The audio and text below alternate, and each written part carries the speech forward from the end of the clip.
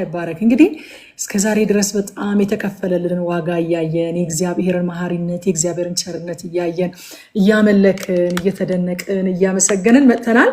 ዛሬ ደግሞ ለየት ባለ መንገድ እግዚአብሔር ሊተዋወቀን መጥቷል አይደለ?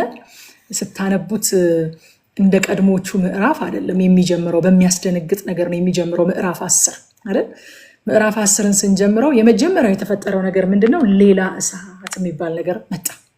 ሌላ እሳት፣ እግዚአብሔር ያላዘዘው ሌላ እሳት የአሮን ልጆች አቀረቡ። ቁጥር 1 እና 2 እንደዛ ነው የሚለን። የአሮንም ልጆች ናዳብና አብድዩ በየራሳቸው ጥናውን ወስደው እሳት አደረጉበት፣ በላዩም ዕጣን አኖሩበት፣ በእግዚአብሔርም ፊት እርሱ ያላዘዛቸውን ሌላ እሳት አቀረቡ። በቃ ይሄ ነው አሁን ትልቅ የምዕራፉ ልቡ ይሄ ነው። እርሱ ያላዘዛቸውን ሌላ እሳት አቀረቡ። እዛ እሳትም ከእግዚአብሔር ፊት ወጥቶ በላቸው፣ በእግዚአብሔርም ፊት ሞቱ ይላል። ይሄ የእግዚአብሔር እሳት እንግዲህ ምዕራፍ 9 ላይ አስደናቂ የሆነ የእግዚአብሔርን ክብር ሲገልጥ አይተነዋል አይደለ? የእግዚአብሔርን መገኘት የእግዚአብሔርን ክብር ገልጦ ለሕዝቡ ደስታ፣ ለሕዝቡ መደነቅ በግንባራቸው ወድቀው ሰገዱ ይላል። አሮንና ሙሴ ደግሞ ይሄ እሳት የተገለጠ ሰዓት ላይ ወጥተው ሕዝቡን ባረኳቸው ይላል። በሊቀ ካህን በረከት ባረኳቸው። ሃሌሉያ። እና ያው እሳት ሴም ፋየር መጣና ምን አደረገ? ከእግዚአብሔር ፊት ወጥቶ በላቸው። ሁለት እሳት አይደለም ያለው እግዚአብሔር፣ ያው እግዚአብሔር ነው። እግዚአብሔር ሲባርክም ራሱ እግዚአብሔር ነው፣ ሲቆጣም ራሱ እግዚአብሔር ነው፣ ሲቀጣም ራሱ እግዚአብሔር ነው። ወደ ሌላ ነገር አይቀየርም፣ ሌላ እግዚአብሔር አይደለም። እና የእግዚአብሔር እሳት ለሚታዘዙ ክብሩን መግለጫ፣ ለሚያምፁ ደግሞ መቅጫ ነው ማለት ነው። አያችሁ፣ ሁለት ጥቅም ነው ያለው። ልክ እንደ እግዚአብሔር ቃል ማለት ነው። ሁለት አፍ ካለው ሰይፍ ይልቅ የተሳለ ነው ወይ ሌላ። አሁን የእግዚአብሔር እሳት ልክ እንደዛ ነው፣ ለሚታዘዙት ክብሩን የሚገልጥበት። የሚታዘዝ ልብ ዛሬም የእግዚአብሔር እሳት ይወድቅበታል ብለን ነበር ትላንትና አይደለ? በሚታዘዝ ልብ ላይ በልዩነት ይወድቃል የእግዚአብሔር እሳት ብለናል ትላንትና። የእግዚአብሔርን እሳት ይጋብዛል የሚታዘዝ ልብ ብለናል። ለሚታዘዙ ክብሩን የሚገልጥበት ነው፣ ደግሞ ለሚያምፁ ደግሞ የሚቀጣበት ነው ማለት ነው የእግዚአብሔር እሳት። ይሄ እንግዲህ እንዴት ነው እግዚአብሔር የብሉይ ኪዳኑ የአዲስ ኪዳኑ የምንለው? እንደዚህ አይነት ነገሮች ሲገጥሙን ነው። በነገራችን ላይ እንደ መዝሙር 91 አይነቶቹን የእግዚአብሔር ቃል ክፍሎች በቃ ቀደን አምጥተን ወንጌል ላይ ብንሰፋቸው ደስ ይለናል። በቃ አንዳንዶቹን የእግዚአብሔር ቃል ክፍሎች ከብሉይ ኪዳን አምጥተን ወደዚህ ስንሰፋቸው ምንም ቅር አይለንም። ልክ የሆነ ቦታ ላይ ስንደርስ ሲተናነቀን ግን እንዴ ይሄ ብሉይ ነው፣ ይሄ አዲስ ነው፣ ይሄ ሕግ ነው፣ ይሄ ጸጋ ነው መባባል እንጀምራለን ማለት ነው። እስኪ አዲስ ኪዳኑን እግዚአብሔር ለእንደዚህ አይነቱ ከባድ አመፅ የሚሰጠውን መልስ እንመልከት። መቼስ ሐዋርያት ሥራ ምዕራፍ 5 ላይ ያለውን ታሪክ ሁላችንም እናስታውሳለን። እና ሐዋርያው ጴጥሮስ በአጋንንት መንፈስ ተጠቅመውም እንዳልሆነ ይህንን ያደረጉትም እናውቃለን። እግዚአብሔርን ስንተዋወቀው እኛ የሰራነው እግዚአብሔር እንዳይሆን እንጠንቀቅ። ይሄ ከምንፈልጋቸው ኤሌመንቶች አቀናብረን የሰራነው እግዚአብሔር እንዳይሆን የምናመልከው እግዚአብሔርን እንደ እግዚአብሔርነቱ እናመልከው። ትላንትና ዶክ አንድ በጣም ደስ የሚል ነገር እየተናገረ ነበረ። አንዳንዱን ነገር እግዚአብሔር አያብራራም አለ። በቃ እሱ እግዚአብሔር ነው። እግዚአብሔር ስለሆነ እኮ ነው የማያብራራው። እናንተ እንኳን በስራችሁ ለምታሰሯቸው ሰራተኞቻችሁ እኮ ሁሉን ነገር አታብራሩም። የሚያስፈልጋቸውን ነገር ብቻ ትነግሯቸዋላችሁ። እነሱም ዲማንድ አያደርጓችሁም የማያስፈልግ ከሆነ። እግዚአብሔር ደግሞ ቢያብራራልን ራሱ መሸከም ስለማንችል ሁሉን ነገር አያብራራልንም። እና የሆነ ጠንቅቀን የምናውቀው ከዚህ እስከዚህ ነው፣ ከዚህ አያለፈም፣ ወደዚህ ደግሞ አይሄድም ብለን የሆነ ቦክስ ውስጥ ያስቀመጥነውን እግዚአብሔር ከማምለክ እግዚአብሔር ይጠብቀን። እግዚአብሔር ይጠብቀን። ይልቁንም የመጽሐፍ ቅዱሱን እግዚአብሔር የምናመልክ ሰዎች ያደርገን። ራሱን እንደገለጠ እንደዛው ማለት ነው። በቃ ጌታ ይባረክ። ራሱን እንደገለጠ እንደዛው ሐዋርያት ሥራ ምዕራፍ 5 ላይ ከቁጥር 1 ጀምሮ ዛሬ በጣም በቃ ብዙ ሃሌሉያ ሳንል በጥሞና የምንሰማው ነገር። ሐዋርያት ሥራ ምዕራፍ 5 ከቁጥር 1 ጀምሮ እንደዚህ ይላል። ሐናንያም የተባለ አንድ ሰው ሰጲራ ከተባለች ከሚስቱ ጋር መሬት ሸጠ። ሚስቱም ደግሞ ስታውቅ ከሽያጩ አስቀረና እኩሌታውን አምጥቶ በሐዋርያት እግር አጠገብ አኖረው። ጴጥሮስም ሐናንያ ሆይ መንፈስ ቅዱስን ታታልልና፣ ማንን? እነ ጴጥሮስን ሳይሆን መንፈስ ቅዱስን ታታልልና ከመሬቱ ሽያጭ ታስቀር ዘንድ ሰይጣን በልብህ ስለምን ሞላ? ስለምን እድል ፋንታ ሰጠኸው? መንፈስ ቅዱስን ለማታለል ለምን ልብህ ተነሳሳ? መንፈስ ቅዱስን ማታለል ይቻላል የሚል ትምህርት በህዝቡ መካከል ለማሰራጨት ስለምን ሰይጣን በልብህ ሞላ? ሳትሸጠው ያንተ አልነበረምን? ከሸጥቀውስ በኋላ በስልጣንህ አልነበረምን? ይህንን ነገር ስለምን በልብህ አሰብክ? እግዚአብሔርን እንጂ ሰውን አልዋሸህም። እግዚአብሔርን እንጂ ሰውን አልዋሸህም አለ። ሐናንያም ይህን ቃል ሰምቶ ወደቀ፣ ሞተም። በሰሙትም ሁሉ ላይ ታላቅ ፍርሃት ሆነ። ጎበዞችም ተነስተው ከፈኑት፣ አውጥተውም ቀበሩት። ከ3 ሰዓት ያህል በኋላ ሚስቱ የሆነውን ሳታውቅ ገባች። ጴጥሮስም መልሶ እስኪ ንገሪኝ፣ መሬታችሁን ይህን ለሚያህል ሸጣችሁትን? አላት። እርሷም አዎን ይህን ለሚያህል ነው አለች። ጴጥሮስም የጌታን መንፈስ ትፈታተኑ ዘንድ ስለምን ተስማማችሁ? የጌታን መንፈስ ትፈታተኑ ዘንድ ስለምን ተስማማችሁ? እነሆ ባልሽን የቀበሩት ሰዎች እግር በደጅ ነው፣ አንቺንም ያወጡሻል አላት። ያን ጊዜም በእግሩ አጠገብ ወደቀች፣ ሞተችም። ጎበዞችም ሲገቡ ሞታ አገኟት፣ አውጥተውም በባሏ አጠገብ ቀበሯት። ቁጥር 11 በቤተ ክርስቲያን ሁሉና ይህንን በሰሙ ሁሉ ላይ ታላቅ ፍርሃት ሆነ። ሐናንያና ሰጲራ ምን አይነት ትምህርት ሊያሰራጩ ነበር? ቤተክርስቲያን ገና እየተወለደች ባለችበት፣ ፋውንዴሽን መሰረት እየተጣለ ባለበት ሰዓት ምን አይነት ትምህርት በእግዚአብሔር ሕዝብ መካከል ሊያሰራጩ ነበረ? መንፈስ ቅዱስን ማታለል ይቻላል። መንፈስ ቅዱስ ሁሉን አዋቂ አይደለም። ተስማምተው ማለት ነው። በመንፈስ ቅዱስ ላይ ተስማምተው ዋሹ። ተስማምተው ማታለል ይቻላል ብለው በድፍረት መጡ። አለመስጠት ኃጢአት አይሆንባቸውም ነበረ። ነገር ግን በሰው ፊት መልካም መስለው መታየት ፈልገዋል። ሰውን ከመንፈስ ቅዱስ ይልቅ አክብረዋል። በነ ጴጥሮስ ፊት የሚያገኙትን ሞገስ፣ ምክንያቱም በዛን ሰዓት ሰው ሁሉ ርስቱን እየሸጠ ያለውን እየሸጠ በሐዋርያት እግር ስር እያመጣ እያስቀመጠ ነበር። ያቺ ግሎሪ እንድትቀርባቸውም አልፈለጉም። መልካም ሰዎች መባል ፈልገዋል። የሰው ፊት በልጦባቸዋል ማለት ነው። ከእግዚአብሔር ይልቅ የሰው ፊት በልጦባቸዋል። የእግዚአብሔርን መንፈስ አሳዝነው ሰውን ደስ ማሰኘት ፈልገዋል። ሰው ጎሽ እንዲላቸው ማድረግ ፈልገዋል። እግዚአብሔር ደግሞ አንድ ነገር አስረግጦ ማለፍ ፈልገዋል። መንፈስ ቅዱስን ማታለል አይቻልም። ይሄ ሰዓት ማለት ገና ቤተክርስቲያን መንፈስ ቅዱስን እየተዋወቀች ያለችበት ሰዓት፣ የመንፈስ ቅዱስ ሲዝን ገና እየጀመረ ያለበት ሰዓት ነው ይሄ ሰዓት ማለት። ስለዚህ ከባድ ሚስ አንደርስታንዲንግ ሊፈጠር ነው። እግዚአብሔር ይሄንን በትንሹም በትልቁም ያደርጋል እያልኳቸው አይደለም። ነገር ግን ከባድ ሚስ አንደርስታንዲንግ በቤተክርስቲያን መካከል ሊፈጠር ነው። መንፈስ ቅዱስን ኢንትሮዲውስ እያደረገ ነው እግዚአብሔር። እኔ እሄዳለሁኝ ብሏል ጌታ ኢየሱስ ክርስቶስ። እልክላችኋለሁኝ ብሏል። እሱ በመጣ ጊዜ ይመራችኋል፣ ያስተምሯችኋል፣ ለእኔ ያለኝን ነገር እየወሰደ ይነግራችኋል፣ ወደ እውነት ሁሉ ይመራችኋል። ብዙ ፕሮሚስ አድርጓቸው መንፈስ ቅዱስ ልክ ሲመጣ እግዚአብሔር መንፈስ ቅዱስን ለቤተ ክርስቲያን ኢንትሮዲውስ ሲያደርግ እነዚህ ሰዎች ሌላ ሀሳብ፣ ሌላ ትምህርት፣ ሌላ ዶክትሪን ስለ መንፈስ ቅዱስ ሊያሰራጩ ተነሱ ማለት ነው። መንፈስ ቅዱስን ማታለል ይቻላል ይሉ መንፈስ ቅዱስ ቀለለባቸው። ከጴጥሮስ ይልቅ መንፈስ ቅዱስ ቀለለባቸው። በጴጥሮስ ፊት ንፉግ መስለው ከሚታዩ መንፈስ ቅዱስን ማታለል ቀለላቸው ማለት ነው። ስለዚህ እግዚአብሔር እንደዚህ አይነቱን ነገር አይታገስም። አዲስን ስርዓት እየዘረጋ ባለበት ወቅት ነው ሁለቱም ነገር የተፈጠረው። ካያችሁ እዛ ቦታ ላይም ዘሌዋውያን 10 ላይም ስናነብ እግዚአብሔር ገና የማደሪያው ድንኳን አልቆ የእግዚአብሔር ክብር ተገልጦ እሳቱ መጥታ መስዋዕቱን በልታ ህዝቡ በረከትን ተቀብሎ በግንባሩ ወድቆ ሰግዶ አሁን ልክ ፋውንዴሽን እየተጣለ ያለ መሰረት እየተጣለ ያለ መጡና የአሮን ልጆች የገዛ እሳታቸውን እግዚአብሔር ያላዘዘውን ሌላ እሳት አምጥተው በጥናው ላይ አደረጉ ይላል።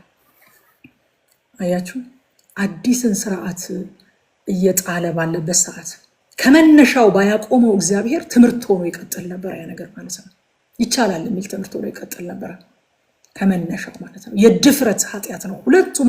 አሁን የስህተት ኃጢአት አይደለም፣ የድካም ኃጢአት አይደለም፣ የድፍረት ኃጢአት ነው ሁለቱም ያደረጉት። እነዛ ህጉ ተነግሯቸዋል፣ ጠንቀቀው ያውቃሉ። እግዚአብሔርን ያላዘዝኩት እሳት እንዳይገባ ብሏቸዋል። እሳት የምሰጥ እኔ ነኝ ብሏቸዋል። ነገር ግን የራሳቸውን እሳት እግዚአብሔር ያላዘዘውን እንግዳ እሳት ሌላ እሳት አመጡና በእግዚአብሔር ፊት በድፍረት አደረጉ። እነዚህም አለመስጠት ይችሉ ነበረ። ተገደው አይደለም፣ አጥተው አይደለም፣ ተጨንቀው አይደለም፣ ማንም አላስገደዳቸውም። ነገር ግን ዝናን ለማግኘት ሲሉ፣ ሙገሳን ለማግኘት ሲሉ፣ ጀነረስ ለመባል ሲሉ፣ ቸር ለመባል ሲሉ እግዚአብሔርን ተዳፈሩ ማለት ነው። አንደኛ የድፍረት ኃጢአት ነው። ሁለተኛ ደግሞ እግዚአብሔር አዳዲስ መሰረቶችን እየጣለ ያለበት ሰዓት ላይ ነው ሁለቱም ነገሮች የተቀጡት ማለት ነው። እንደዚህ አይነት ቅጣት እዚህ ቦታ ላይ ብቻ አይደለም ያለው። ኢያሱ 7 ላይ ካስታወሳችሁ አካን እርምን ሲደብቅ እግዚአብሔር ሕዝብ ይህንን ነውር እንዳይማር በጽኑ ቅጣት እግዚአብሔር ቀጥቶታል። እንዳይማር ማለት ነው። በቃ እግዚአብሔር ነውር የሚባል ነገር ከመካከላችሁ አስወግዱልኝ አለ። አካን ግን የእግዚአብሔር ባህሪ ላይ እንደሆነ ታውቃላችሁ የተሳለቀው እግዚአብሔር ካደረጉት የመለኮታዊ ባህሪያት አንዱ ሁሉን አዋቂነት እኮ ነው። በሁሉን አዋቂነቱ ላይ ነው የተሳለቀው አካን። ብላስፌሚ ነው፣ እግዚአብሔርን መሳደብ ነው። ይሄ አታውቅም አለው። ወዳጆቼ ተሳስታችሁ ደክሟችሁ በጣም ተፈተናችሁ ስጋችሁ ተሸንፎ የምታደርጉትን ነገር ጌታ ሆይ ታያለህ፣ በፊትህ ነው ይሄንን እያደረግኩ ያለሁት፣ ጸጋ ይብዛልኝና ልመለስ፣ አልወደውም እኮ ይሄንን ነገር እያላችሁ የምታደርጉት ነገር አይደለም። አካን እግዚአብሔር ሁሉን አዋቂ እንዳልሆነ ቆጥሮ አስገብቶ ሰወረው፣ ደበቀው። እግዚአብሔር በባህሪው ላይ የተደረገን ስድብ ብላስፌሚን ደግሞ እግዚአብሔር አይቀበልም። ስለዚህ አካንን በጽኑ ቅጣት ቀጣው። ሁለተኛ ሳሙኤል 6 ላይም ኦዛ የእግዚአብሔርን ታቦት በተዳፈረ ጊዜ ከባድ ስብራት ገጥሞታል። አስታውሳችሁ።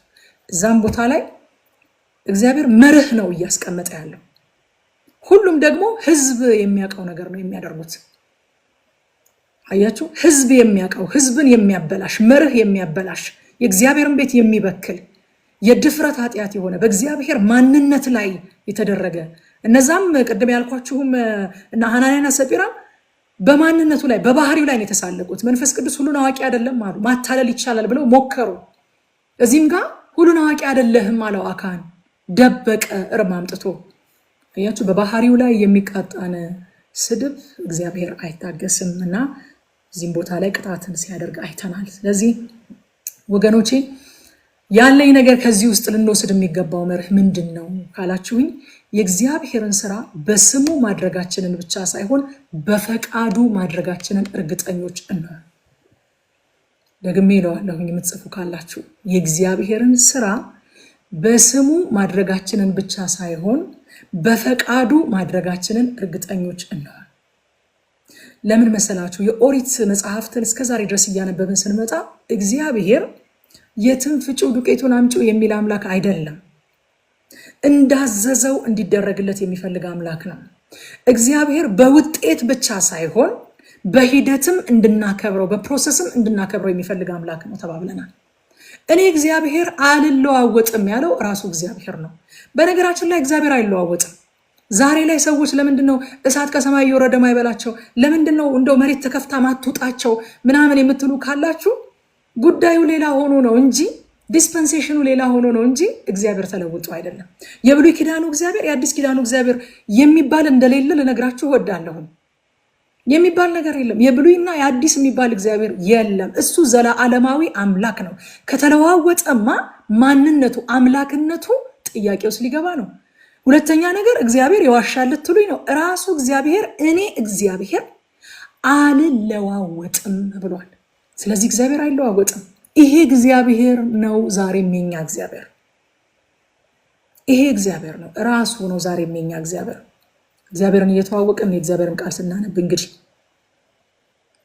ስለዚህ እግዚአብሔርን ስራ በስሙ ማድረጋችንን ብቻ ሳይሆን በፈቃዱ ማድረጋችንን እርግጠኞችን ነው። የእግዚአብሔርን ስራ በገዛ ቅንዓታችንና በገዛ ተነሳሽነታችን የምናደርገው ሳይሆን እንደ ፈቃዱ እንደ ትእዛዙ እኔ እንዳዘዝኩ እኔ እንዳልኩ ብሎ በጣም አበክሮ የሚናገር አምላክ ነው። ማቴዎስ ምዕራፍ 7 ከቁጥር 22 እስከ 23 ጌታ ኢየሱስ ክርስቶስ እንደዚህ ያለ፣ በዚያን ቀን ብዙዎች ጌታ ሆይ በስምህ ትንቢት አልተናገርንምን? በስምህስ አጋንንት አላወጣንምን? በስምህስ ብዙ ታምራት አላደረግንምን? ይሉኛል። የዚያን ጊዜም ከቶ አላወቅኳችሁም እናንተ አመፀኞች ከእኔ ራቁ ብዬ እመሰክርባቸዋለሁ ይላል። በአመጽ ውስጥ ሆኖ ባለመታዘዝ ሆኖ አጋንንት ማስወጣት ይቻላል። ትንቢት መናገር ይቻላል።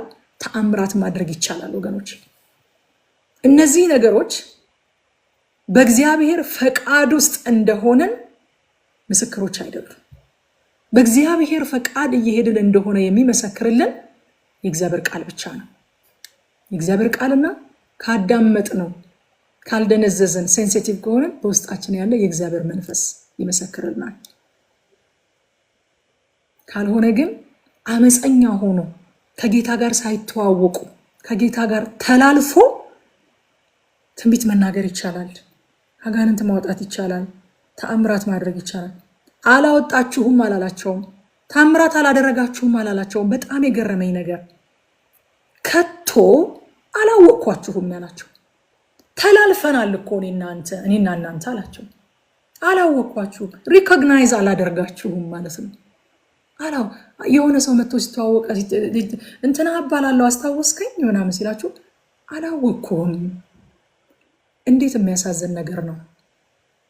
አገለገልኩት ያሉት፣ ኖርኩለት ያሉት፣ አክሊል ይሰጠኛል ያሉት፣ የዘላለም ሕይወት ይሰጠኛል፣ ያወርሰኛል፣ ርስት ይሆነኛል ያሉት ጌታ የሆነ ሰው እንኳን እኮ አግኝታችሁት አወከኝ ስትሉት እንዳወቃችሁ አስባችሁ አወከኝ ስትሉት አላወቅኩም ሲል somehow disappoint ያደርጋል። እንዴት የሚያሳዝን ነገር ይሆን! አላወቅኩም ቃሉ ራሱ ያስደነግጣል እኮ። አላውቃችሁም ከዚህ በኋላ እኮ አይደለም አላወቅኩም በቃ ከኔ ጋር ትውውቅ ኖሮ አይደለም ይሄን ስራ እየሰራህ የነበረው። በኔ የስልጣን ተዋረድ ስር ሆነ እኔን እየታዘዝክ በኔ ፈቃድ ውስጥ ሆነ አልነበረም ይሄን ስራ እየሰራ። ማን እንዳሰማራህ አላውቅም፣ እኔ አላሰማራሁም፣ በኔ ፈቃድ ውስጥ አልነበርክም ይላቸዋል። መታዘዝ የሌለበት ቅንዓት አደገኛ ነው ወገኖች። በቅንዓት ሊሆን ይችላል እያገለገሉ የነበረው የዞሩ እንዳስቄዋ ልጆች ማለት ነው። እግዚአብሔር ያላዘዘውን ሌላ እሳት አመጡ የአሮን ልጆች። ሌላ እሳት ወዳጆች፣ እስኪ እንደው ቆም ብለን እናስብ። ምን ይሆን ያ ሌላ እሳት? ዛሬ እግዚአብሔር ያላዘዘውን ሌላ እሳት አምጥተን የምናሟሙቀው አገልግሎት በፊቱ የተጠላ ነው። ሌላ እሳት አላያችሁም? አገልግሎታችሁ ሌላ እሳት አላያችሁም? በምስክርነቶች ውስጥ ሁሉ ሌላ እሳት መታየት ጀምሯል። እግዚአብሔርን የምንደጋግፈው ይመስል የሆነ የምንረዳው እግዚአብሔር ያለ ይመስል ሌላ እሳት እየጨማመርን እናሟሙቃለን። እሳት ከሌለ እሳት እንድንጠይቀው ነው እግዚአብሔር የሚፈልገው እንጂ ሌላ እሳት እንድንፈጥር አይፈልግም። አንድ በጣም የሚያስደነግጠኝ ቃል አለ። ትንቢተ ኢሳይያስ ምዕራፍ 9 ከቁጥር 9 እስከ 10 ድረስ እንደዚህ ይላል። በትዕቢትና በልብ ኩራት ጡቡ ወድቋል፣ ነገር ግን በተወቀረ ድንጋይ እንሰራለን፣ ሳብስቲቲዩት እናደርገዋለን፣ እንተካዋለን። የሾላ ዛፎች ተቆርጠዋል፣ ነገር ግን ዝግባን እንተካባቸዋለን የሚሉ በኤፍሬምና በሰማሪያ የሚኖሩ ሕዝብ ሁሉ ይህንን ያውቃሉ አለ። ከዛ እኔ ራሴ እግዚአብሔር እነሳባችኋለሁ ይላቸዋል። እኔ ነኝ የምቃወማችሁ፣ እኔ ነኝ የምነሳባችሁ ይላል። ምንድነው የሚፈልገው እግዚአብሔር? ጡቡ ሲወድቅ ጌታ ሆይ ጡቡ ለምን ወደቀ? ምን በድለን ነው ጡቡ የወደቀው? ጡብ እንድትሰጠን እንፈልጋለን እንዲሉት ነው እንጂ ችግር የለም። በተወቀረ ድንጋይ እንሰራለን። በጌታ በኢየሱስ ስም ይሄ በደል ከቤተ ክርስቲያን ላይ ይራቅ። በእውነት ከእያንዳንዳችን ላይ ይራቅ። እንደዚህ አሜን። የእግዚአብሔር ክብር የእግዚአብሔር መገኘት በጉባኤ ሳይሰማን ሲቀር በሆነ ግርግር ለመተካት መሞከር፣ ሌላ እሳት ማምጣት፣ ለማሟሟቅ ሌላ እሳት ማምጣት፣ ጌታ ሆይ ክብርህን በማለት ፋንታ ማለት ነው። እሱ እኮ ቢፈልገው ዘወር የሚለው እኮ እንድንጠይቀው ነው፣ እንድንፈልገው እኮ ነው፣ ምክንያቱን እንድንጠይቅ። እኛ ግን ሪፕሌስ እናደርገዋለን። ሪፕሌስ የሆነ ነገር አምጥተን ሞቅ እናደርጋለን። ወይ ቀልድ አውርተን ጉባኤውን አስቀን፣ ወይ የሆነ ነገር አድርገን ሞቅ ማድረግ ነው የምናስበው። ሌላ እሳት እናመጣለን። ጌታ ሆይ እሳትህ ትምጣ። እሳትህ ለምን ከመካከላችን ራቀች? ክብርህ ለምንድን ነው እንደ በፊቱ የማይሰማን? መገኘትህ ለምንድን ነው በሙላት ያልመጣው ከማለት ይልቅ ሌላ እሳት እግዚአብሔር ምሕረት ያደርግልን እና ሙሴም አሮንን እንደዚህ ያለው እግዚአብሔር ወደ እኔ በሚቀርቡ እቀደሳለሁ፣ በሕዝብም ሁሉ ፊት እከብራለሁ ብሎ የተናገረው ይህ ነው አለው። አሮንም ዝም አለ። ምክንያቱም እግዚአብሔር ወደ እርሱ ከሚቀርቡ አብልጠው ከሚቀርቡት አብልጦ የሚጠብቀው ነገር አለ እግዚአብሔር። እኔ እንደውም የምቀደሰው ወደ እኔ በሚቀርቡት ነው አለ። ለምን እንደሆነ ታውቃላችሁ? እግዚአብሔር በቀረብነው ቁጥር የምናከብረው አምላክ ነው እንጂ የምንንቀው አምላክ አይደለም። አንዳንድ ሰዎች ማስካቸው ከውጭ ስታያቸው ያለ ባህሪያቸው በሩቅ እንድታከብሯቸው ያደርጋችኋል፣ እንድትወዷቸው ያደርጋችኋል። ሬቨረንሻል ፌር እንዲኖራቸው ስለነሱ ያደርጋችኋል። ከዛ በኋላ ጠጋ ብላችሁ ስታያቸው ግን እንደናንተው ድካም ያለባቸው፣ እንደናንተው የሚሰንፉ፣ እንደናንተው የሚሳሳቱ ወይንም ከናንተ የተለየ ድካም እናንተ በማትደክሙበትም አቅጣጫ የሚደክሙ መሆናቸውን ስለምታውቁ ሳትቀርቧቸው በፊት የነበራችሁ ሪስፔክት ላይ ቀጥል ይችላል። እግዚአብሔር ግን እንደዛ አይደለም። በሚቀርቡኝማ በጣም ነው እንጂ መቀደስ ያለብኝ። ለምን? እኔ እኮ በቀረቡኝ ቁጥር የሚናቅ ነገር የለኝም። በቀረቡኝ ቁጥር የሚፈራ፣ በቀረቡኝ ቁጥር የሚከበር ማንነት ነው ያለኝ እኔ። ስለዚህ በሚቀርቡኝ እከበራለሁ፣ ወደ እኔ በሚቀርቡ እቀደሳለሁ፣ በህዝቡም ፊት እከብራለሁ በእነሱ ምክንያት ደግሞ። ሃሌሉያ ሃሌሉያ። መንፈሳዊ ማቹሪቲ፣ መንፈሳዊ ብስለት በህይወታችን እየተካሄደ እንደሆነ የምናውቀው ምን እንደሆነ ታውቃላችሁ? እግዚአብሔርን ወደ መፍራት ነው እንጂ የምናድገው እግዚአብሔርን ወደ መድፈር አናድግም። መንፈሳዊ ማቹሪቲ ወደ ፈሪሃ እግዚአብሔር ነው የሚያሳድገው። ለምን መሰላችሁ? በቀረባችሁት ቁጥር ታዩታላችሁ። ባያችሁት ቁጥር አጠገቡ ሆነው የሚያመልኩት የሚሉትን ታውቃላችሁ። ኢሳይያስ 6ን ገብታችሁ አንብቡ። ቀልባቸውን ስተው አንዱ ለአንዱ ነው የሚጮኸው። እግዚአብሔር የሚለው ምንድን ነው? መንፈሳዊ እድገት እግዚአብሔርን ወደ መፍራት የእግዚአብሔርን ስም ወደ መቀደስ ነው እንጂ የሚወስደው እግዚአብሔርን ወደ መድፈር አይወስድም እያልኩኝ ነበረ። እግዚአብሔር ባጭሩ የሚለው ምንድን ነው? አንድ ሰው በመንፈሳዊ ህይወቴ አድጌያለሁ ብሎ እግዚአብሔርን ግን ካልፈራ ያደገው ወደ ሌላ ነገር ነው እንጂ ወደ እኔ አይደለም። ወደ እግዚአብሔር ቀርቤያለሁኝ ብሎ እግዚአብሔርን የማይፈራ ከሆነ የቀረበው ወደ እግዚአብሔር ነው አለ እንጂ ወደ ሌላ አቅጣጫ ነው። ስለዚህ ሁለቱ አብሮ የማይሄዱ ነገሮች ናቸው። ወደ እኔ በሚቀርቡ እቀደሳለሁ ይላል እግዚአብሔር። ወደ እኔ በሚቀርቡ እቀደሳለሁ፣ በህዝቡ ሁሉ ፊት ደግሞ በእነሱ ምክንያት እከብራለሁኝ ብሎ የተናገረው ይህ ነው አለው። ለዚህም ነው እስከዛሬ ድረስም ስናይ ስለ ካህናት ኃጢአት እግዚአብሔር የጠየቀው መስዋዕት ምንድን ነው? ወይፈንን የጠየቀው። ከህዝቡ አንዱ እንደሚያጠፋ አይደለም። ብዙ ከሚያውቅ ብዙ ስለሚጠበቅ ማለት ነው። አሮንም ዝም አለ የሚለው ቃል አልገረማችሁም? በጣም ገረመኝ። ልጅ እንዳለው ሰው ደግሞ በጣም ይገርማል። አሮን ዝም አለ። እግዚአብሔር ጻድቅ መሆኑን በዝምታው መሰከረ አሮን። እውነተኛ አምላኪ ወገኖቼ ሲባረክ ብቻ ሳይሆን ሲቀጣም ራሱን ለአምላኩ ያስገዛል። ዛሬ እንግዲህ ምርር እያለን የምንወጣቸውን ነገሮች ነው የምንማረው። እኔ እንግዲህ ምን ይወዳሉ ብዬ አልመጣም። መጽሐፉ ምን ይላል ብዬ ነው የምመጣው። ጌታ እንደረዳኝ እንደበዛልኝ ጸጋን ያብዛልኝ አሁንም እግዚአብሔር። እና አሮን ዝም አለ። አይገርማችሁም? ዝም አለ። እውነተኛ አምላኪ ሲባረክ ብቻ ሳይሆን ሲቀጣም ራሱን ለአምላኩ ያስገዛል።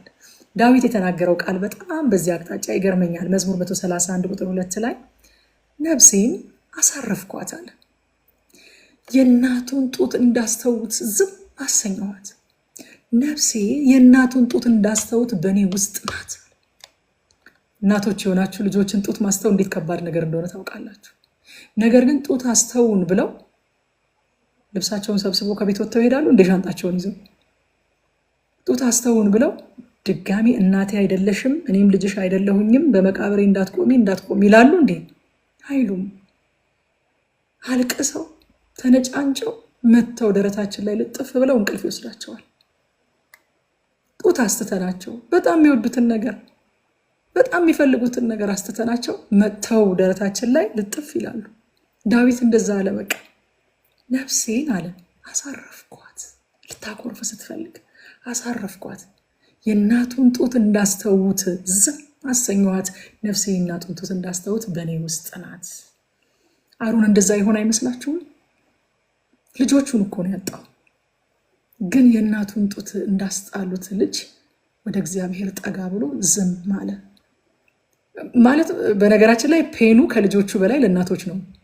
እንደዛ አልቅሰው አዝነው ከዛ እንቅልፍ ሲወስዳቸው እንደገና ሁሉ ኮንሲደር እናደርጋለን ባላስተውኩት ብለን እንደገና ሁሉ ኮንሲደር እስከምናደርግ ድረስ በጣም ፔንፉል ነው። እና አሮን በቃ ሄዶ በእግዚአብሔር ፊት ዝም አለ። በጣም አሳዘነኝ አሮን። ግን እውነተኛ አምላኪ ሲባረክ ብቻ ሳይሆን ሲቀጣም ራሱን ለአምላኩ ያስገዛል።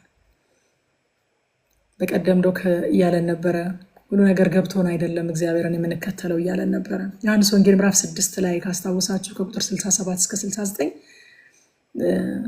ህዝቡ ሁሉ እንጀራ ስለበሉ ሲከተሉት ጌታ ኢየሱስ ክርስቶስ ስጋዬን ያልበላ ደሜን ያልጠጣ ሲላቸው እንዴት የሚያስጨንቅ ንግግር ነው ብለው ትተው ተመለሱ ይላል። እና ደቀ መዛሙርቱ ብቻ ከሱ ጋር ቀሩ።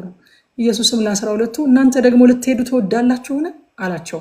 እነሱ እንደ ህዝቡ ናቸው። በነገራችን ላይ የተሻለ ነገር ገብቷቸው አይደለም፣ የተሻለ መረዳት ስላላቸው አይደለም። ግን በቃ ሲገባቸውም ሳይገባቸውም እሱ ጋር ለመሆን ስለወሰኑ ነው። ወገኖቼ ከእግዚአብሔር ጋር የምንኖረው ሲገባንም ሳይገባንም ከእሱ ጋር ለመሆን ወስነን ነው እንጂ ይሄ ትልቅ አምላክ በየቀኑ እያብራራልን በየቀኑ እየገባን አይደለም ከእሱ ጋር የምንኖረው። ልትሄዱ ትወዳላችሁ አላቸው። ስምዖን ጴጥሮስ አይ እንዴ ገብቶናል እኮ እንዴት እንሄዳለን? ስጋህ ማለት እንደዚህ ነው፣ ደምህ ማለት ደግሞ እንደዚህ ነው ምናምን ብሎ እኮ አይደለም ያብራራው። አላብራራም። ስምዖን ጴጥሮስም ጌታ ሆይ ወደ ማን እንሄዳለን? አስጨናቂ ነው ንግግሩ፣ እኛም አልገባንም የተናገርከው ነገር፣ ግን ወደ ማን እንሄዳለን? አንተ የዘላለም ሕይወት ቃል አለ። እኛስ አንተ ክርስቶስ የሕያው እግዚአብሔር ልጅ እንደሆንክ አምነናል አውቀናልም። ታትሴት በቃ ማተር የሚያደርገው እሱ ነው። ሃሌሉያ። በጌታ ቤት አጽንቶ የሚያኖረን እውነት በየቀኑ የሚሆንብንን የሚደርስብንን የሚያጋጥመንን ነገር ሁሉ ለምን እንደሆነ ስለሚገባን ለምን እንደሆነ ስለሚያብራራልን ሳይሆን እሱ ክርስቶስ የሕያው የእግዚአብሔር ልጅ እንደሆነ ማመናችንና ማወቃችን። ሃሌሉያ ሃሌሉያ። በቃ የምንኖረው ስለገባን የማንሄደው አሁን ያልከው ነገር ስለገባን አይደለም ማለት። በየቀኑ የሚሆነው ነገር ይገባቸዋል። አይ ዊሽ ቢገባኝ ደስ ይለኛል።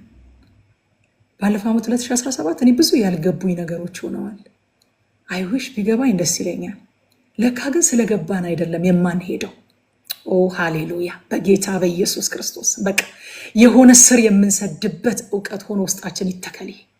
ስር የምንሰድበት እየተነቃነቀ ያለ ካለ ዛሬ ስር ይሰዳል። በጥያቄ ውስጥ ሆኖ በቃ እየተናወጠ ወዲህና ወዲያ ጥያቄ እያናወጠው ይህንን መልእክት የሚሰማ ሰው ካለ ዛሬ በጌታ በኢየሱስ ክርስቶስ ስም መጽናት፣ መተከል፣ ስር መስደድ ይሆንለታል። ምክንያቱም የምንተከለው ወገኖቼ ዕለት ዕለት የሚገጥመንን ነገር በመረዳታችን ሳይሆን የምንተከለው እርሱ ክርስቶስ የሕያው የእግዚአብሔር ልጅ እንደሆነ በማመናችንና በማወቃችን ላይ የማንሄደው ለዚህ የማንሄደው ጥያቄያችን ሁሉ ስለተመለሰ ነው። በሽታችን ሁሉ ስለተፈወሰ ነው። እየሆነ ያለው ነገር ሁሉ ስለሚገባን ነው አይደለም። በቃ አሮንም ገብቶት አይደለም። ግን እንደ እግዚአብሔር ያለ ማንም የለም። ሙሴም ገብቶት አይደለም አትገባም እያለው መጨረሻ ላይ የተናገረው ቃል ምንድን ነው? ሂድ ወደዛ ተራራ ወደማሳይ ተራራ ወጣና ሙት። እንዲህ የሚባል ነገር አለ እንዴ? ያ ሁሉ መንገድ፣ ያ ሁሉ ድካም፣ ያ ሁሉ ነገር መጨረሻ ላይ በዚህ ሲደመደም እስራኤልን ባርኮ ጨረሰና እንደ እግዚአብሔር ያለ ማንም የለም ብሎ ሙሴም ወደ ተራራው ወጥቶ በዚያ ሞተ። እንኳን ጥያቄ ሳይመለስ ሂድና ሙት ሲባል እንደ እግዚአብሔር ያለ ማንም የለም።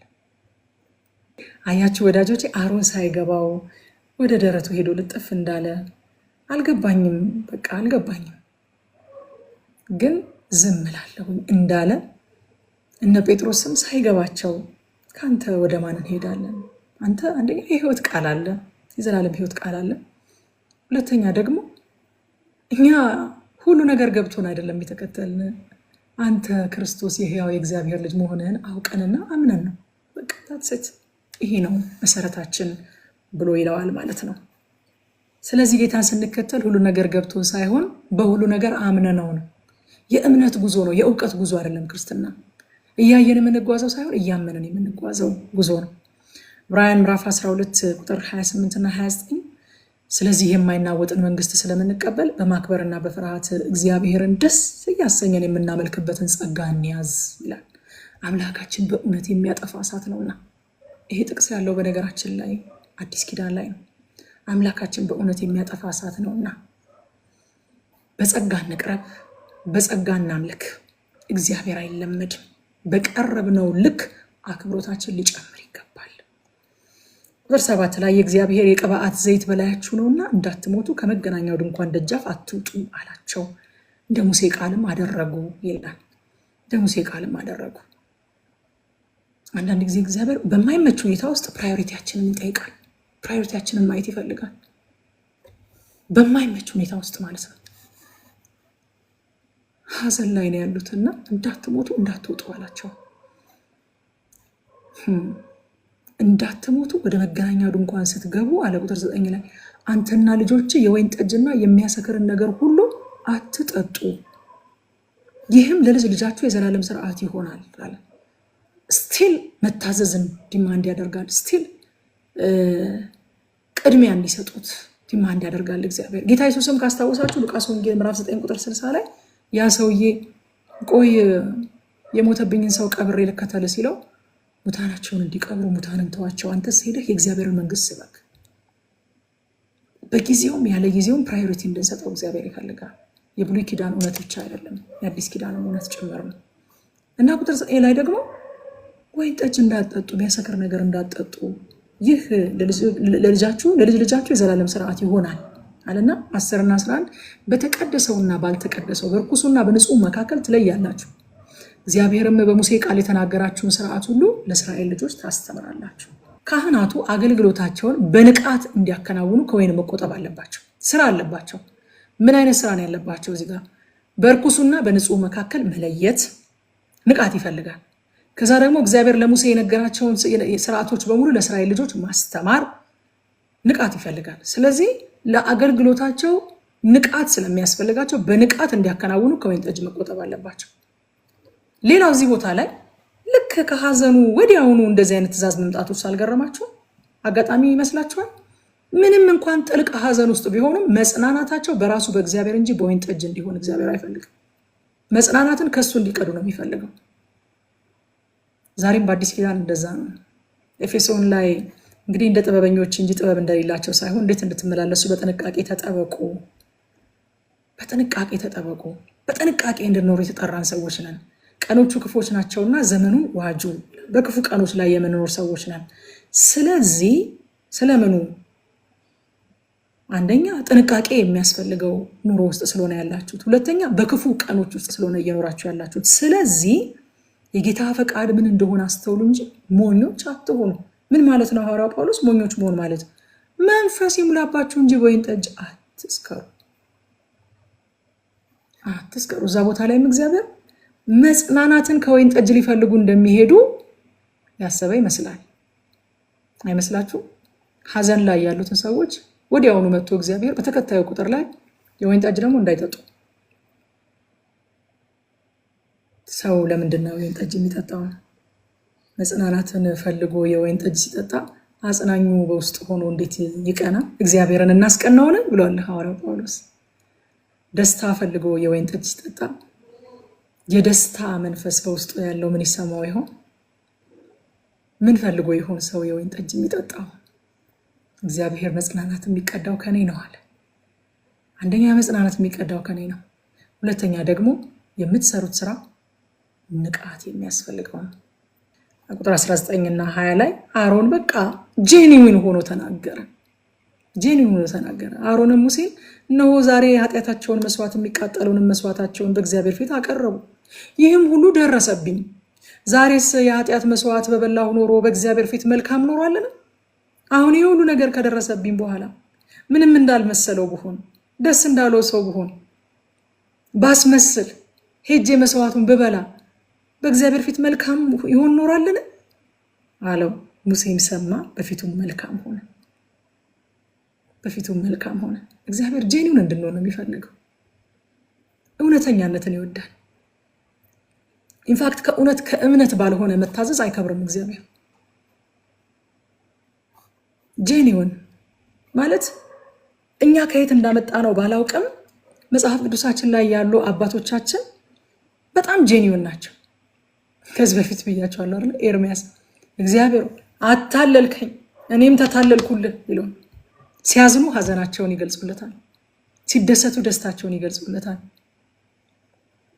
ሲያኮርፉ ኩርፊያቸውን ይገልጹለታል።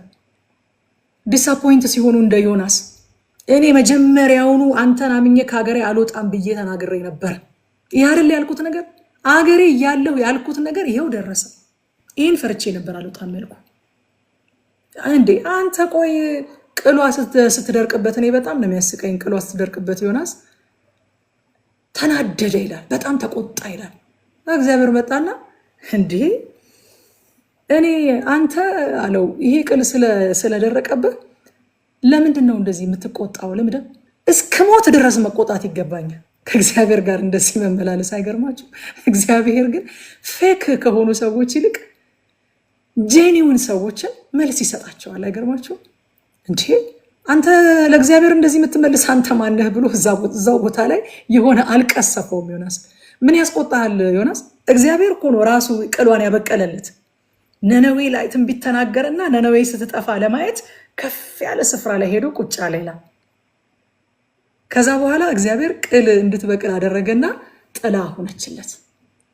ከዛ ትል ላከና ደግሞ ቅሏን እንዲበላት አደረጋት። ቅሏ ትል ሲበላት ደረቀችበትና ፀሐይ ጭንቅላቱን ሲያቃጥለው በቃ ጭራሽ የተናገርኩት ትንቢት አልተፈጸመም። እንደዛ ከመርከብ ላይ አስወርውሮኝ በአሳ ነባሪ አስመጥቶኝ አልናገርም፣ አልሄድም፣ አንተ ምሕረትህ የበዛ ከክፉ ነገር የተነሳ የምትጸጸት አምላክ ነህ፣ አልሄድም፣ እዛ ከደረስኩ በኋላ ሀሳብን ትቀይራለህ እያልኩት ልኮኝ እምቢ እያልኩ አስመጥቶኝ ጭራሽ ይኸው እንደገና ደግሞ አሁን እቺ ቅል እንኳን ትንሽ መጽናናት ብትሰጠኝ እሷን አደረቃት። በጣም ተቆጣኝ። ምን ያስቆጣሃል? ቅሉ የእግዚአብሔር ትሉ የእግዚአብሔር ምን ያስቆጣሃል? ዮናስ እስከ ሞት ድረስ ልቆጣ ይገባኛል አለ። ዮናስ አንተ እኮ አልተከልካትም፣ ውሃ አላጠጣሃትም። ብቻን ቅል ለመብቀሏ ምንም አስተዋጽኦ አላደረክም። እኔ ግን ከ120 ሺህ በላይ ህዝቦች የሚኖሩባት የነነዌ ከተማ ግራቸውንና ቀኛቸውን የማያውቁ እንስሶቿ እነሱ ሁሉ የእጄ ፍጥረት ናቸው። አንተ ለቅሏ ላልተከልካት ላላበቀልካት እንደዚህ ካዘንክ እንዲህ ከተቆጨህ እኔ ስለነሱ እንዴት አልጸጸትም? እኔ ስለነሱ እንዴት አላዝንም ብሎ ያስረዳዋል። እናንተ ጄኒውን ሰው እንዴት ይወዳል እግዚአብሔር። ጌታ ይባረክ። በእግዚአብሔር ፊት ጄኒውን ሁኑ። ጄኒውን በቃ በሰውኛ አናግሩት። አንድ ሰው ምን አለ? እየጸለይኩኝ አንዱ እየጸለየ አለ አንድ ፓስተር ምሳሌ ሲናገር ሊሰማሁት፣ ልጄ ሆይ ለምንድን ነው በኪንግ ጄምስ ቨርዥን የምታናገረኝ አለው እግዚአብሔር ብሎ ሲቀልድ ሰማሁኝ። እነሆ ዘንድ ምናምን እያለን እንድናዋራው አይደለም እግዚአብሔር የሚፈልገው። ኖርማሊ ስታወሩ በንግግራችሁ እንደዛ የምታወሩ ሰዎች ካላችሁ ችግር የለም፣ መቀየር አይጠበቅባችሁም። ከጓደኞቻችሁ ጋር ከቤተሰቦቻችሁ ጋር ስታወሩ እነሆ ቡናው ፈልቷል አውርጁ፣ ምሳን በላ ዘንድ ግድ ይለናል እያላችሁ የምታወሩ ሰዎች ካላችሁ ችግር የለም፣ እንደዛ አውሩት።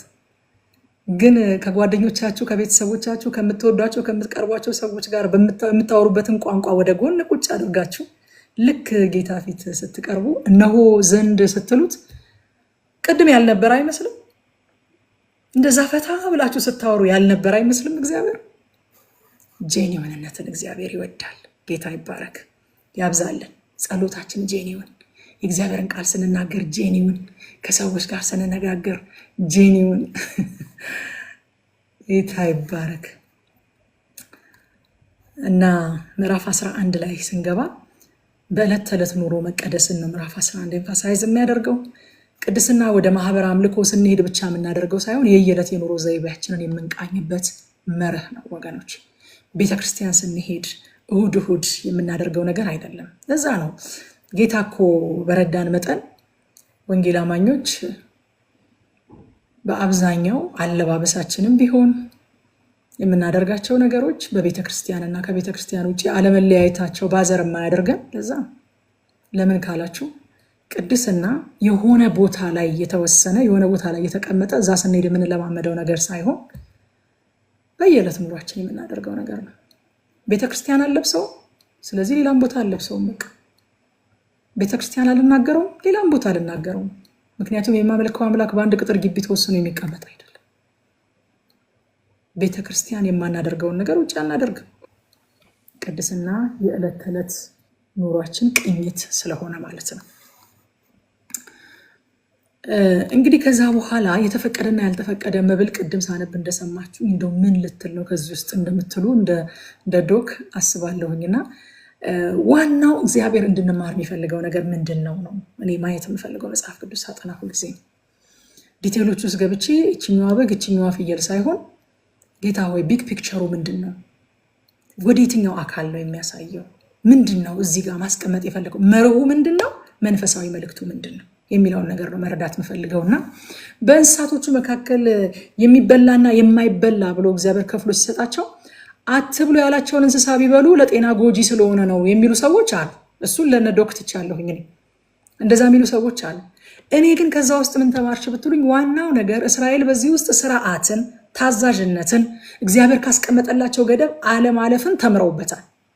ለእስራኤላውያን በነገራችን ላይ እግዚአብሔርን መታዘዝ ከባድ ነገር አይደለም። ሰልጥነዋል፣ በቃ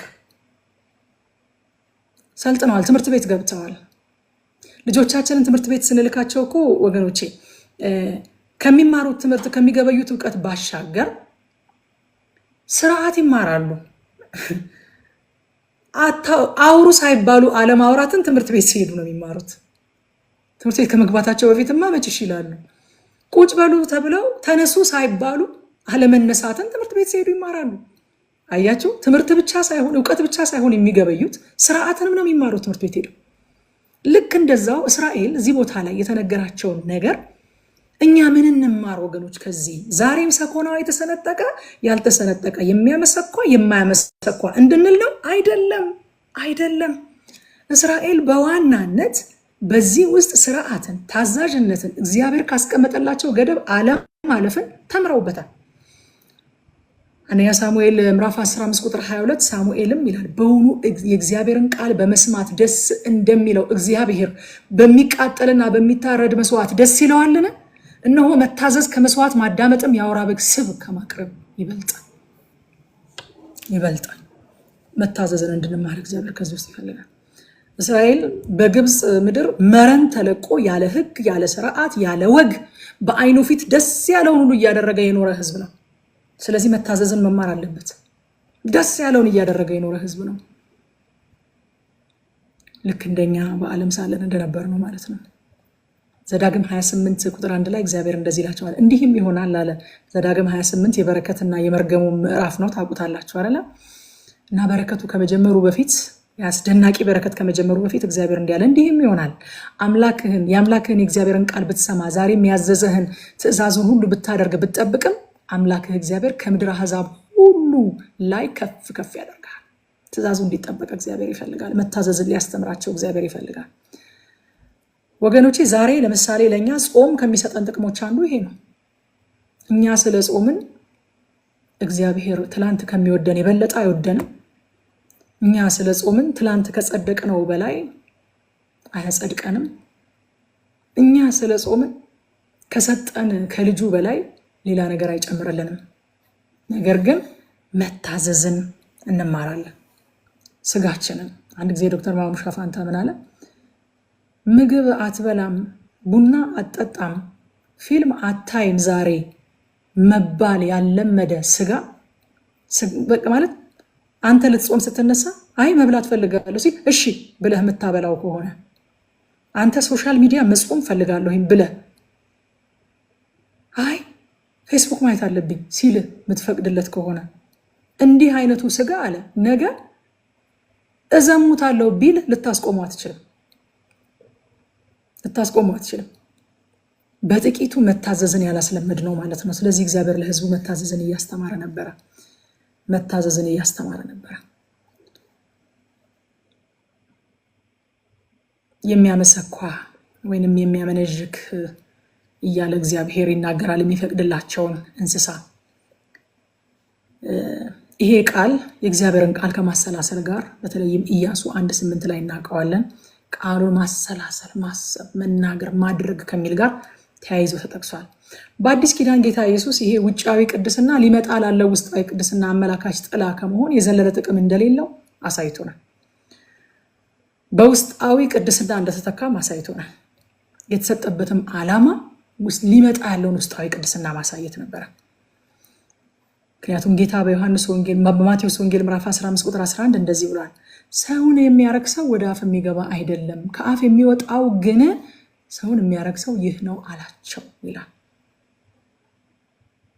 ይህ ነው አላቸው። ለዚህ በአዲሱ ኪዳን ይህ ስለ መብል የተሰጠ ሕግ በክርስቶስ ፍጻሜ አግኝቷል። ሐዋርያት ሥራ ምዕራፍ 10 አስደናቂ ታሪክ አለ አይደለ? ምዕራፍ 10 ቁጥር 9 ጀምሮ እነርሱም በነገው ሲሄዱ ወደ ከተማዋም ሲቀርቡ ጴጥሮስ በ6 ሰዓት ያህል ይጸልይ ዘንድ ወደ ጣራው ወጣ። ተርቦም ሊበላ ወደደ። ሲያዘጋጁለት ሳሉም ተመስጦ መጣበት። ሰማይም ተከፍቶ በአራት ማዕዘን የተያዘ ታላቅ ሸማ የሚመስል ዕቃ ወደ ምድር ሲወርድ አየ። በዚያው 4 እግር ያላቸው ሁሉ አራዊትም በምድር የሚንቀሳቀሱም የሰማይ ወፎችም ነበሩበት። ጴጥሮስ ሆይ ተነሳና አርደህ ብላ የሚል ድምፅ ወደ እርሱ መጣ ይላል። ጴጥሮስ ግን ጌታ ሆይ አይሆንም፣ አንዳች ርኩስ የሚያስጸይፍም ከቶ በልቼ አላውቅምና አለ። እስራኤላዊ ነው ጴጥሮስ። ስለዚህ የተከለከሉትን እንስሳቶች ነው እግዚአብሔር አምጥቶ አርደህ ብላ ያለው። በልቼ አላውቅም አለ። ደግሞ ሁለተኛ እግዚአብሔር ያነጻውን አንተ አታርክሰው የሚል ድምፅ ወደ እርሱ መጣ ይላል። አያችሁ፣ ስርዓቱ ሽፍት አድርጓል። በጌታ በኢየሱስ ክርስቶስ ሽፍት አድርጎ አሁን ያ ስርዓት የውስጣዊ ቅድስና ጥላ፣ የውስጣዊ ቅድስና ኢምፖርታንስ ጥላ ስለነበረ ያ ስርዓት አልፎ አሁን አካሉ መጥቶ በጌታ በኢየሱስ ክርስቶስ ይሄ ሕግ ፍጻሜ ስላገኘ አሁን የምንመርጠውና የምንጠነቀቀው ነፍሳችንን ስለምንመግባት መንፈሳዊ መብል ነው እንጂ በአፋችን የምናስገባው እንጀራ ወይንም ዳቦ ወይንም ፒዛ ወይም በርገር አያረክሰንም። ያ ጥላ ነበረ፣ አካሉ መጥቷል። አካሉ ምንድን ነው የሚለን? ስለ መንፈሳዊ መብላችሁ ተጠንቀቁ። መንፈሳዊ መብል ተጠንቀቁ። መንፈሳዊ መብል ምን እንደምንበላ ብቻ ሳይሆን እንዴት እንደምንበላ መጠንቀቅ ያስፈልገናል። እንዴት እንደምንበላ ማርቆስ ወንጌል ምዕራፍ 4 ቁጥር 24 እና 25 ላይ አላቸው፣ ምን እንደምትሰሙ ተጠበቁ። በምትሰፍሩበት መስፈሪያ ይሰፈርላችኋል፣ ለእናንተም ይጨመርላችኋል። ላለው ይሰጠዋልና ከሌለው ያው ያለው እንኳን ይወሰድበታል። አሁን ይህንን ነገር ለገንዘብ አድርገን ብዙ ጊዜ እንጠቅሰዋለን አይደለም? ላለው ይጨመርለታል፣ እባክህ ላለው ይጨመርለታል። ኖ አሰማምን ነው ጌታ ኢየሱስ ክርስቶስ እየተናገረ ያለ። ልክ እንደናንተ አሁን እንደዚህ በቃ አሰፍስፋችሁ ስፖንጅ ውሃን እንደሚመጥ አሰፍስፋችሁ እንደምትሰሙ እንደዛ ለሚሰማው ይጨመርለታል። ሃሌሉያ! እንዴት እንድትሰሙ ተጠበቁ። እንዴት እንድትሰሙ በምትሰፍሩበት መስፈሪያ አጠባበቃችሁ። የእግዚአብሔር ቃል ሲነገር ጉጉታችሁ፣ ሰፍ ማለታችሁ፣ መሻታችሁ፣ አጠባበቃችሁ ያንን መስፈሪያ አይቶ ይሰፍርላችኋል፣ ይጨምርላችኋል። ላለው ይጨመርለታል፣ ጥማት ላለው ይጨመርለታል፣ መሻት ላለው ይጨመርለታል፣ የቃሉ አክብሮት ላለው ይጨመርለታል። ከሌለውስ ያው ያለው እንኳን ይወሰድበታል። ምክንያቱም የቃሉ አድራጊ ስላልሆነ ወፎች ለቅመው ይወስዱታል እንጂ ስለ ገንዘብ አይደለም። ማቴዎስ ወንጌል ምዕራፍ 13 ቁጥር 19 ላይም ይህንኑ ታሪክ ጌታ ኤንፋሲስ ሲሰጠው የመንግስትን ቃል ሰምቶ በማያስተውል ሁሉ አለ ክፉ ይመጣል፣ በልቡ የተዘራውንም ይነጥቃል፣ በመንገድ ዳር የተዘራውም ይህ ነው አለ። በማያስተውል እንግሊዝኛው በጣም ነው የሚገርመኝ። አንደርስታንድ በማያደርግ አሁን በማያስተውል የሚለው ትንሽ ወሰብሰብ የሚል ነገር አለው። ያልገባን ቃል ይወሰድብናል። ታውቃላችሁ፣ መንፈሳዊ መብላችንን እንደበላን ብቻ ሳይሆን እንደገባን እርግጠኛ እንሁን። ካልገባን ይወሰድብናል። አንደርስታንድ ያላደረጋችሁት ቃል ይወሰዳል አለ ጌታ ኢየሱስ ክርስቶስ። ሰምቶ በማያስተውል ሁሉ ክፉ ይመጣል፣ በልቡ የተዘራውን ያን ይነጥቃል። የገባችሁ ቃል እንደማይወሰድ ታውቃላችሁ። እንዲገባችሁ ደግሞ ማሰላሰል ይጠይቃል። ስለዚህ በአዲስ ኪዳን ስለ መንፈሳዊ መብላችን ምን እንደምንበላ፣ እንዴት እንደምንበላ፣ ምን አይነት ሬፈረንስ ሊኖረን እንደሚገባ ለእግዚአብሔር ቃል ምን አይነት አክብሮት ሊኖረን እንደሚገባ ከበላነው በኋላስ እናስበዋለን፣ እናሰላስበዋለን፣ እንናገረዋለን፣ ለሌሎች እናካፍለዋለን ወይንስ አንደርስታንድ ሳናደርገው ዛሬ ቸርች በጣም የሚደንቅ ጊዜ ነበረን ብለን ወጥተን እንሄዳለን። ዛሬ እዚህ ቦታ ላይ አሁን የተካፈልነውን ነገር ማታ የምንካፈለውን ነገር ነገ ጓደኞቻችሁን ስታገኟቸው የሚደንቅ ጊዜ ነበረ፣ ድንቅ ጊዜ ነበረ፣ አሜዚንግ ጊዜ ነበረ ነው የምትሉት ወይንስ አሰባስባችሁ አሰላስላችሁ ቃሉን በውስጣችሁ አስባችሁት ከዛ ታካፍሏቸዋላችሁ? እንደዛ ካደረጋችሁት አይወሰድባችሁ። በጌታ በኢየሱስ ስም አይወሰድብን። የሰማነው ነገር አይወሰድብን። ቃሉን በማስተዋል እንብላ። በአዲስ ኪዳን የተከለከልነው ነገር ባይኖርም አንዳንዴ ራሳችንን መከልከል ደግሞ መንፈሳዊ ስርዓት እንድንይዝ ያደርገናል። ሐዋርያው ጳውሎስ ሁሉ ተፈቅዶልኛል፣ ሁሉ ግን የሚጠቅም አይደለም፣ ሁሉ ተፈቅዶልኛል፣ ነገር ግን ሁሉም ያንጽ አይደለም ይላል። ግን ደግሞ የተከለከልነው የለም ስንል እግዚአብሔር የፈጠረውን ሁሉ እንጂ ሰይጣን የፈጠረው የዚህ ዓለም ሲስተም የፈጠረውን ኃጢአተኛ መሻታችን የፈጠረውን ክፉ ሰው የፈጠረውን አይደለም።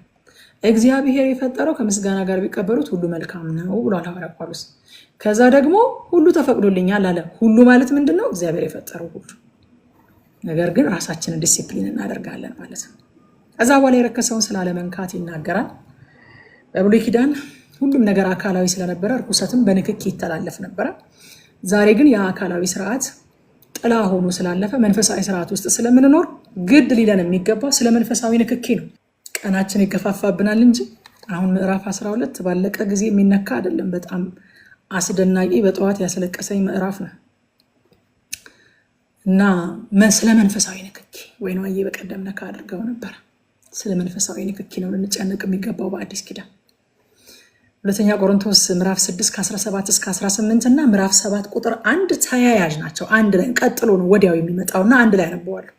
ስለዚህም ጌታ ከመካከላቸው ውጡና የተለያችሁ ሁኑ፣ ርኩሱንም አትንኩ ይላል ሁሉን የሚገዛ ጌታ። እኔ እቀበላችኋለሁ፣ ለእናንተም አባት ሆናለሁ፣ እናንተም ለእኔ ወንድ ልጆችና ሴት ልጆች ትሆናላችሁ ይላል። እንግዲህ ወዳጆች ሆይ የዚህ ተስፋ ቃል ካለን፣ ይሄ 6 መጨረሻ ላይ የተነገረው ተስፋ ቃል ካለን በእግዚአብሔር ፍርሃት ቅድስናን ፍጹም እያደረግን ስጋንና መንፈስን ከሚያረክስ ሁሉ ራሳችንን እናንጻ። ንክኪው መንፈሳዊ ነው። ረቂቅ ብዙ ጊዜ ትናገራለች። ልትመስሉት የማትፈልጉትን ሰው አትከተሉት ትላለች። ኢምፓርቴሽን ሪል ነው ወዳጆች፣ ሪል ነው። የሚያስተምራችሁ ሰው የሚያጋባባችሁ መንፈሳዊ ነገር አለ። መንፈሳዊ ቅንዓት ካለው ቅንዓቱን ያጋባባችኋል። መንፈሳዊ ነገርን እያስመሰለ ከሆነም አስመሳይነቱን ያጋባባችኋል። ሌላ አይነት የተሰወረ ህይወት ካለው ጉባኤው በዛ ህይወት ሲወረር ታዩታላችሁ።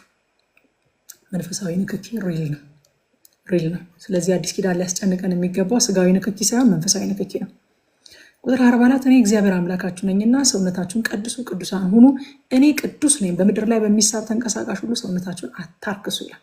እግዚአብሔር አምላካችሁ እንደሆን ተቀደሱ አይልም፣ በብሉይም በአዲስም አምላካችሁ ነኝና ተቀደሱ ነው የሚለው። ቅድስና ቅድመ ሁኔታ ሳይሆን የቤቱ ስርዓት ነው። የቤቱ ስርዓት ነው። የቆሸሹትን የማይታዘዙትን በባርነት የኖሩትን ህዝብ የራሱ ህዝብ ካደረገ በኋላ ስርዓትን ያስተምራቸዋል። እኛን እንዳደረገው ማለት ነው። ከየቦታው ጨዋ ሰው ከማይሄድበት ቦታ አመጣንና ቤት ካስገባን በኋላ የቤቱን ስርዓት ያስተምረናል። ቅድመ ሁኔታ አይደለም። ለዛ ነው አንደኛ ጴጥሮስ ምዕራፍ 1 ቁጥር 14 ጀምሮ ጴጥሮስ እንደዚህ ያለ እንደሚታዘዙ ልጆች ባለማወቃችሁ አስቀድሞ የኖራችሁበትን ምኞት አትከተሉ አለና፣ ዳሩ ግን እኔ ቅዱስ ነኝና ቅዱሳን ሁኑ ተብሎ ስለተጻፈ የጠራችሁ ቅዱስ እንደሆነ እናንተ ደግሞ በኑሯችሁ ሁሉ ቅዱሳን ሁኑ። በፊት የሆነ የምትኖሩበት ምኞት ነበር፣ እግዚአብሔር ከዛ አምጥቷችኋል። አሁን ደግሞ እንደዚህ እንደ ቤቱ ስርዓት ኑሩ ይለናል። አዲስ ኪዳን ወይም በመካከላችሁ እንዳደር ተቀደሱ አይልም እግዚአብሔር። ስፍራን አዘጋጁልኝ ብሎ በመካከላቸው ካደረ በኋላ አሁን ተቀደሱልኝ ይላል እግዚአብሔር። ደግ አምላክ ሃሌሉያ፣ ጌታ ይባረክ። ቅድስና የእግዚአብሔር ማደሪያ ስለሆነን በመንፈሱ አማካኝነት የምናፈራው የጽድቅ ፍሬ ነው። የጽድቅ ዛፍ ነን እኛ።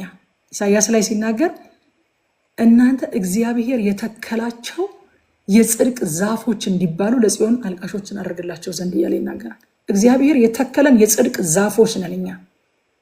የጽድቅ ዛፍ በአግባቡ ከተያዘ ቅድስናን ማፍራቱ ተፈጥሯዊ ስርዓት ነው እንጂ ትግል አይደለም። ከውስጣችን የሚወጣ ፍሬ ነው። ጌታ ይባረክ። ቅድስና የተቀበልነውን ህይወት ለመግለጥ ያለን መሰጠት ነው እንጂ ደግሞ ፍጽምና አይደለም። አይደለም። በኩነኔ ጠላት እንዳይጫወትባችሁ ደግሞ ልትጠነቀቁ ያስፈልጋል። ፍጽምና አይደለም ቅድስና። ግን የተቀበልነውን ህይወት ለመግለጥ ምን ያህል ዲቮትድ ነን ነው። በቃ ያ ነው። በቃ ምን ያህል ዲቮትድ ነን፣ ምን ያህል የተሰጠንን ያንን ህይወት ለመግለጥ የተሰጠንን ነው የምንገልጠው ብለናል። ግን ያንን ለመግለጥ መሻቱ አለን ወይ? እንደው እንሞክራለን ወይ? ራሳችንን በእግዚአብሔር መንፈስና በእግዚአብሔር ቃል እናማጥናለን ወይ? የእግዚአብሔርን ጸጋ በየማለዳው እየቀረብን እንቀበላለን ወይ ነው እንጂ ፍጽምና አይደለም ቅድስና። ወይኔ ምዕራፍ 12 ወገኖች፣ ምዕራፍ 12 ይቅር እንዴ! ሰዓቱ በጣም ሄዷል። ግን በጣም አሜዚንግ ምዕራፍ ነው። አጭር ናት፣ 8 ቁጥር ነው ያላት። ግን እኔ ዛሬ ጠዋት በቃ አስለቀሰኝ፣ እያጠናሁት አስለቀሰኝ። ምዕራፍ 12 ሴት ከወሊድ በኋላ የምታልፍበት የመንጻት ስነስርዓት ነው እንግዲህ እና ከውድቀት በኋላ የሴት የወሊድ ምጥ ስቃይ የተሞላበት እንደሚሆን እግዚአብሔር ዘፍጥረት ምዕራፍ 3 ቁጥር 16 ላይ እንደተናገረ እናስታውሳለን። በወሊድ ጊዜ የሚኖረው የደም መፍሰስም ከዚሁ የፍርድ ቃል ጋር የተያያዘ ስለሆነ የመንጻት ስርዓትን ማድረግ ይጠበቅባት ነበር አንዲት ሴት እና ክርስቶስ ሃሌሉያ እንዴት ልቤ እንደተነካ ዛሬ ልነግራችሁ አልችልም። ሕግን ልፈጽም እንጂ ልሽር አልመጣሁም እንዳለ ይህንንም ስርዓት ፈጽሞት ነው ያስረጀው። ፈጽሞት ነው ያስረጀው። ሉቃስ ምዕራፍ 2 ቁጥር 22 እስከ 24 ድረስ እንደዚህ ይላል። እንደ ሙሴም ሕግ የመንጻታቸው ወራት በተፈጸመ ጊዜ በጌታ ሕግ የእናቱን ማህፀን የሚከፍት ወንድ ሁሉ ለጌታ የተቀደሰ ይባላል ተብሎ እንደተጻፈ በጌታ ፊት ሊያቆሙት በጌታም ሕግ 2 ዋሊያ ወይም 2 የርግብ ጫጩት እንደተባለ መስዋዕት ሊያቀርቡ ወደ ኢየሩሳሌም ወሰዱት ይላል። እንዴት ልቤ እንደተነካ ልነግራችሁ አልችልም። ንጹህ የሆነው ጌታ ንጹሃን በማያልፉበት ስርዓት ያለፈው ስለሚያስፈልገው ሳይሆን እኛን ወክሎ ነው። የክርስቶስ የመስዋዕትነት ስራ የሚጀምረው መስቀል ላይ ሲወጣ አይደለም። የሳብስቲቲዩሽን ስራ የሚጀምረው እኛን የመተካት ስራ የሚጀምረው መስቀል ላይ ሲወጣ አይደለም። ገና በዚህ ስጋ ለመወሰን ፈቅዶ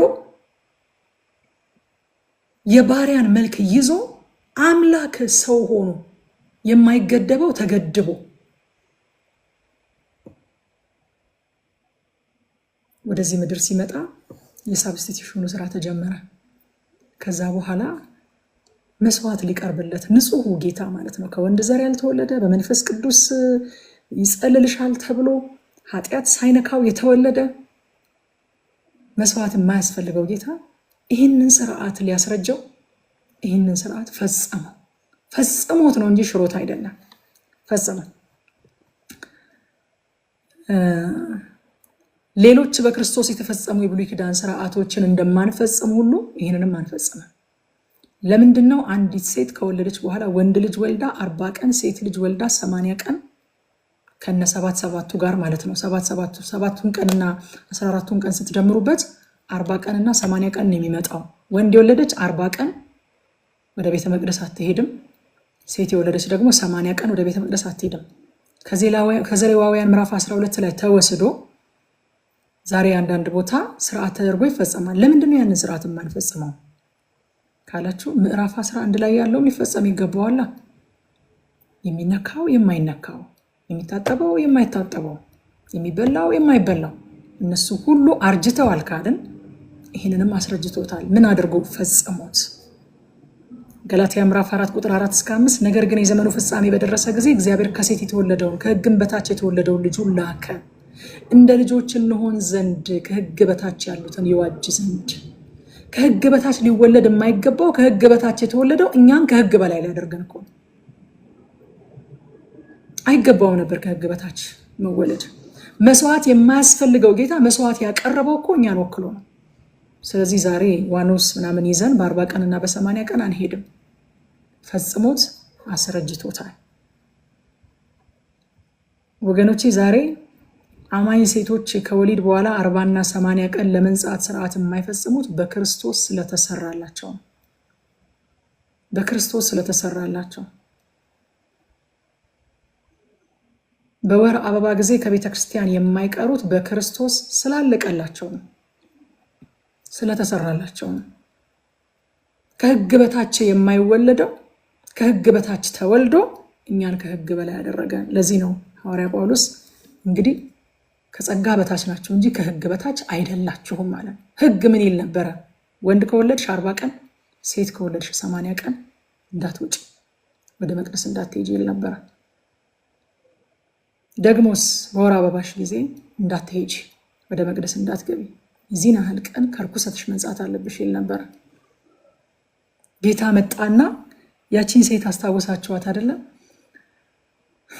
12 ዓመት ሙሉ ደም ሲፈሳት የነበረች ሴት የሰራችው ስራ እኮ በጣም አስደናቂ ነው።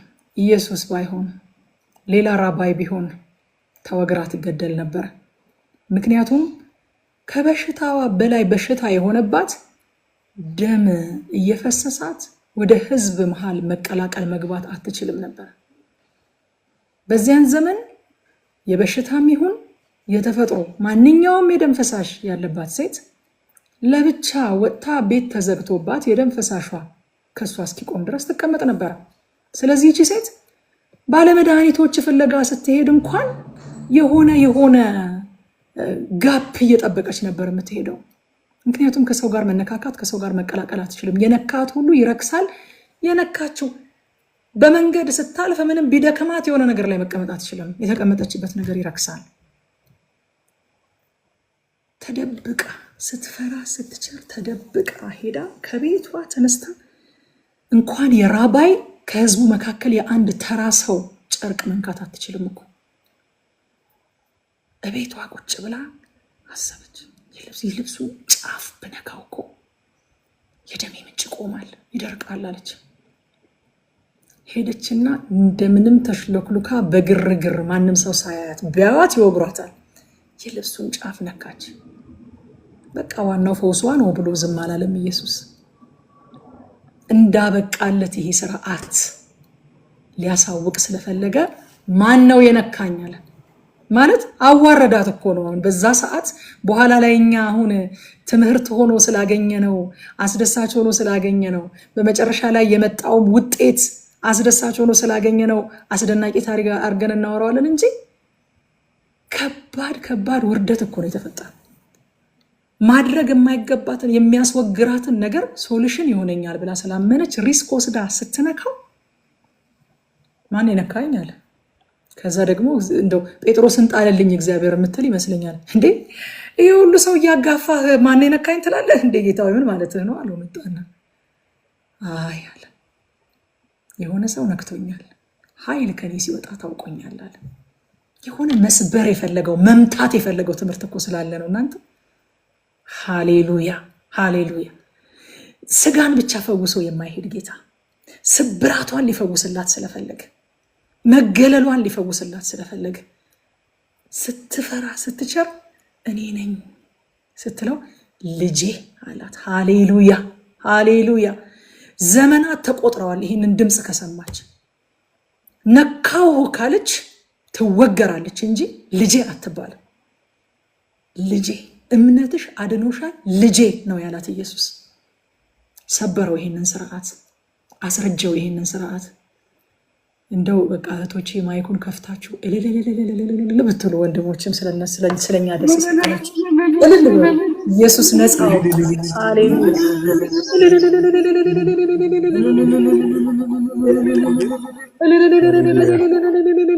ሃሌሉያ። ነፃ አውጥቶናል፣ ነፃ አውጣን። ትምህርት ሰርቶ ሄደ። በቃ ዝም ብሎ የሆነ በሽታ ፈውሶ ብቻ ሳይሆን ትምህርት ቀርጾ ሄደ። ይሄው ነካችኝ እኔም ትወገር አላልኩኝም፣ እንደውም ልጄ እምነትሽ አድኖሻል ብሎ አትገላገላቸው ማለት ነው። ማን ይወግራታል ከዛ በኋላ?